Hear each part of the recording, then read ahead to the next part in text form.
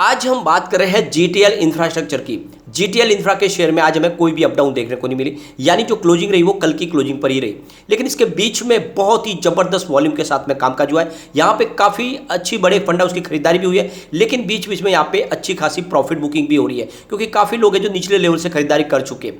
लेकिन इसके बीच में हमारे टेलीकॉम मिनिस्टर अश्विनी वैष्णव की तरफ से बहुत ही बड़ा बयान निकल के आ रहा है। ये जो बयान के मायने हैं, ये आने वाले समय में इस सेक्टर में बहुत बड़ा रिवॉल्यूशन लाने वाले हैं। आप समझ सकते हो कि सरकार ने कमर कस ली है टेलीकॉम सेक्टर को बूस्ट देने के लिए। तो ऐसे में आप समझ सकते हो कि छोटा जो पेनी स्टॉक है आने वाले समय में मल्टीबैगर भी बन सकता है, क्योंकि इस समय जो भी टेलीकॉम सेक्टर से संबंधित कंपनियां हैं उनको सरकार बंद नहीं होने देगी, ये बातों से समझ में आ रहा है उनके। तो जिस तरह से सरकार ने ठान लिया है कि अभी बहुत सारी संभावना है इस सेक्टर के लिए, और इसके पीछे वजह यह है कि पूरे विश्व में नंबर 2 है पॉपुलेशन के मामले में इंडिया, और पर मैन जो डाटा का कंजम्पशन है पूरे वर्ल्ड के हिसाब से देखें तो इंडिया का सबसे ज़्यादा है। और इस हिसाब से यहाँ पे बहुत सारी संभावना है और इन संभावनाओं को तलाशा जा रहा है, और आने वाले समय बहुत सारे प्लेयर हैं जो एंट्री भी करने वाले हैं।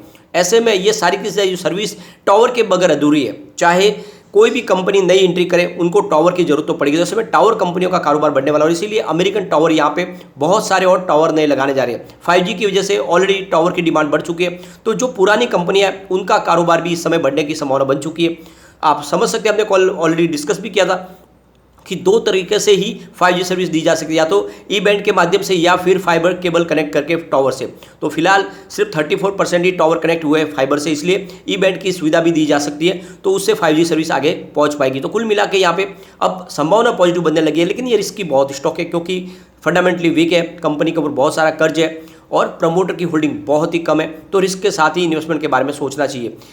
तो ये सारी बातें इस वीडियो के माध्यम से जानेंगे, लेकिन फ्रेंड उससे पहले अगर आप पहली बार हमारे चैनल पे आए तो चैनल को सब्सक्राइब कर दीजिए, एक बेल आइकॉन दबा दीजिए ताकि जब भी नया वीडियो बने पहला नोटिफिकेशन आपको मिले। वीडियो पसंद आए तो लाइक शेयर जरूर कीजिए। चलो फ्रेंड्स, वीडियो स्टार्ट करते हैं। मैं हूँ आपका दोस्त एसबी दवे, और हमारे अपने चैनल ऑनलाइन कमाई में आपका बहुत बहुत स्वागत है। सबसे पहले आज के ट्रेडिंग को डिस्कस करते हैं। तो स्टॉक ओपन हुआ 1.35 पर और लो बना 1.30 का, हाई है 1.40 का। तो आप देख सकते हो इंट्राडे में आपको लोअर सर्किट और अपर सर्किट दोनों ही देखने को मिला, और अंत में क्लोजिंग कल की क्लोजिंग पर रही। तो आप यहाँ पे देख सकते हो काफ़ी उठापटक देखने को मिलती है, वॉल्यूम भी बहुत ज़्यादा है। पिछले कई दिनों से आप देखोगे तो लगातार भारी वॉल्यूम में कामकाज हो रहा है। अगर बीएससी की बात करें तो यहाँ पे 6 करोड़ 40 लाख का वॉल्यूम हुआ, सामने 2 करोड़ 20 लाख की डिलीवरी उठाई गई, और डिलीवरी का परसेंटेज 34.46%। एनएससी की बात करें तो यहाँ पे 7 करोड़ 22 लाख का वॉल्यूम हुआ, सामने 2 करोड़ 35 लाख की डिलीवरी उठाई गई, और डिलीवरी का परसेंटेज 32.61% है। वॉल्यूम को एनालिस करें तो पिछले एक महीने पहले इसका 7 करोड़ का वॉल्यूम था, 1 वीक पहले 9 करोड़ का वॉल्यूम हुआ था, कल इसका 14 करोड़ 20 का वॉल्यूम होता, आज भी 14 करोड़ का ही वॉल्यूम है। तो ज़बरदस्त वॉल्यूम में कामकाज हो रहा है, और इस वॉल्यूम को देख के आपको लग ही रहा होगा कि यहाँ पे काफ़ी बड़ी खरीदारी भी होती है, और इसीलिए ये स्टॉक ये आने वाले समय में फुल वॉल्यूम के साथ में कामकाज कर रहा है, और इसीलिए यहाँ पे कुछ पॉजिटिव संभावना बनती हुई आगे भी दिखाई दे सकती है।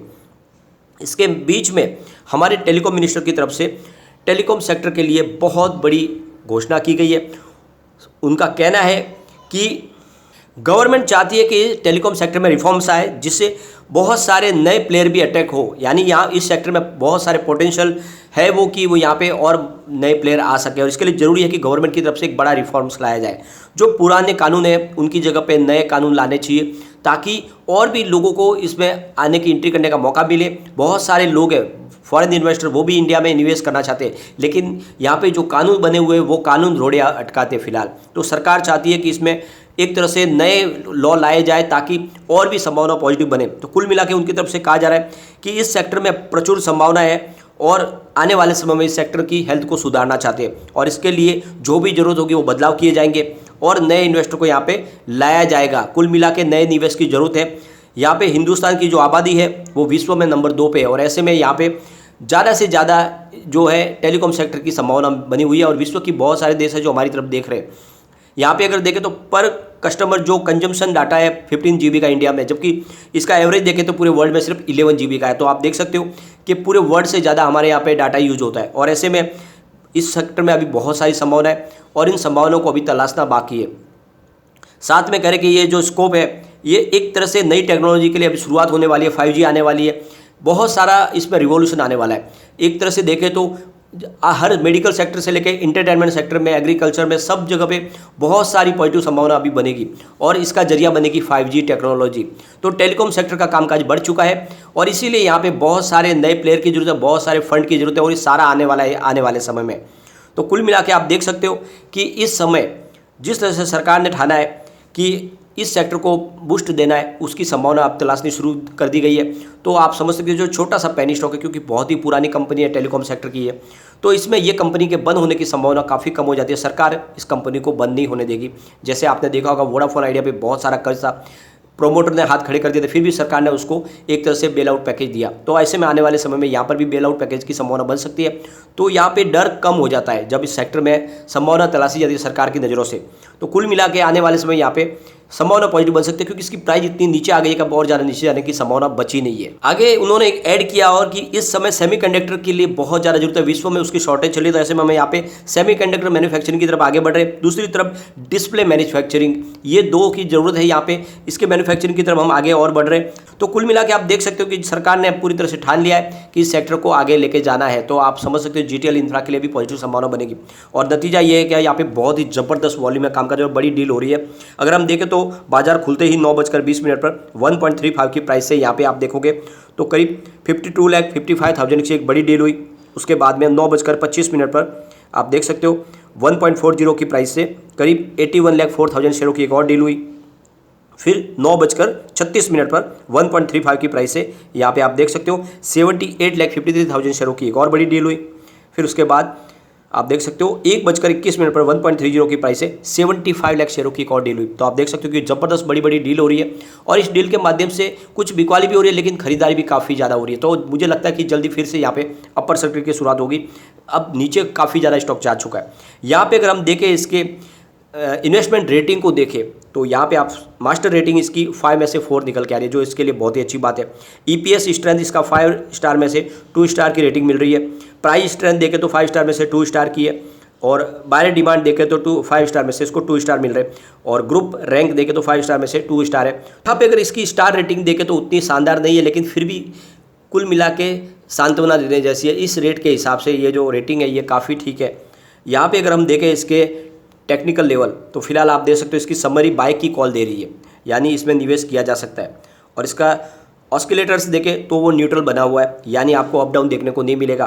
दूसरी तरफ इसका मूविंग एवरेजेस देखें तो वो आपको स्ट्रॉन्ग बाय की कॉल दे रहा है, यानी जल्दी यहाँ पे अपर सर्किट की संभावना बन सकती है। और वैसे भी आपने देखा होगा यहाँ पे अपर सर्किट और लोअर सर्किट दोनों ही लगते हैं। इसका मतलब ये है कि ये एक तरफा चलने वाला स्टॉक नहीं है, यहाँ पे आपको दोनों तरफ की मूवमेंट दिखती है और हो सकता है कि ज़्यादा खरीदार आ जाएगा तो फिर अपर सर्किट भी लग सकता है। तो कुल मिला के यहाँ पे डर काफ़ी कम है, लेकिन रिस्की स्टॉक है तो निवेश भी लिमिटेड करना चाहिए, ज़्यादा इसमें दाव न लगाए। यहाँ पे एक बार इसके कम्युनिटी सेंटीमेंट को भी देख लेते हैं तो आप देख लें कि 72% बाय की कॉल निकल के आ रही है, 14% सेल की कॉल है, 14% होल्ड की कॉल है। तो यहाँ पे देख सकते हो अच्छा खासा लोगों का रुझान स्टॉक की तरफ बना हुआ है और लोग यहाँ पे लेना इसको स्टॉक को पसंद करें। क्यों ना ले, छोटा सा पेनी स्टॉक है लेकिन कंपनी का रिवेन्यू तो लगातार बढ़ रहा है, भले ही कंपनी लॉस में है। अब एक बार इसके पिवट लेवल को चेक लेते हैं तो यहाँ से अगर गिरावट हो जाती है तो 1.28 का फर्स्ट सपोर्ट है, ये सपोर्ट टूटा तो 1.22 तक स्टॉक जाएगा और नीचे चला गया तो फिर 1.18 तक भी जा सकता है। लेकिन पॉजिटिव माहौल बनेगा तो 1.38 का फर्स्ट रेजिस्टेंस है। वैसे अगर आप देखो तो ये आज ऑलरेडी 1.40 तक जाके जो आया है, तो इसका पहला रेजिस्टेंस तो ब्रेक हुआ, सेकेंड 1.42 का है और तीसरा 1.48 का है। तो पॉजिटिव माहौल बना बाजार में, जिस तरह से संभावना पॉजिटिव बनी है तो स्टॉक आगे जा सकता है। और एक बार ये अपर सर्किट के दौर में आगे बढ़ने लगा और बाजार ने साथ दिया तो ये स्टॉक आप देख सकते हो काफ़ी ऊपर तक जा सकता है। तो रिस्क के साथ दाव लगाया जा सकता है। हो सकता है कि आने वाले समय में ये 2-3 साल में 100 को भी क्रॉस कर जाए, ऐसी संभावना बहुत ज़्यादा है। लेकिन इतना ज़्यादा रिस्की स्टॉक है कि हो सकता है कि आपका जो निवेश है वो कई गुना नीचे भी चला जाए, यानी हो सकता है कि इसकी प्राइस वापस 30 पैसे 40 पैसे भी हो जाए। तो इसीलिए कहता हूँ बार बार कि अगर आप में रिस्क लेने की ताकत है तो सिर्फ दाव लगाए, ये बहुत ही रिस्की स्टॉक है। लेकिन फ्रेंड, कोई भी इन्वेस्टमेंट करने से पहले अपने फाइनेंशियल एडवाइजर से बारे में ले ले या अपना खुद का रिसर्च करें, क्योंकि मैंने वीडियो आपके एजुकेशनल पर्पज़ के लिए ही बनाया। वीडियो पसंद आए तो लाइक से जरूर कीजिए और चैनल को सब्सक्राइब कर दीजिए। Thank you.